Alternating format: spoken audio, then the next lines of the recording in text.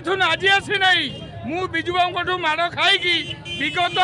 40 वर्ष है बीजेडी अच्छी नवीन बाबू कौन कर कहवा दरकार नहीं नवीन बाबू जमी बेसी गपंती नहीं काम कर देखा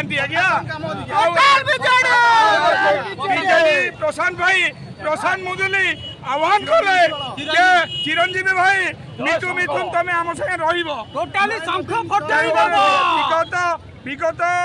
50 वर्ष धरी आज जगतसिंहपुर जो डेभलप हो नाला आज है तेणुक आम टोटाल बीजेडी जय शंकर धारा बीजेडी आनी नवीन जी आज आमर से हाथ रखिंट एवं प्रशांत भाई जगतसिंहपुर जिलार गोबाल कर चिरंजीवी भाई आम संगे भी अच्छा तो ये कहबी ये जो विकास धारा मिथु मिथुन आज आसी नहीं मु विजु बाबू माड़ खाई विगत 40 वर्ष है बीजेडी अच्छी केवल गोटे मास मु प्रचार करे 4 वर्ष 11 मास सिनेमा रे अभिनय करे यही मासटा किंतु मते केते कई घुंगुर पिंधिबारे अटकई पारिबे नाही कई मते किनि पारिबे नाही मु बीजेडी पे अच्छी रहिबी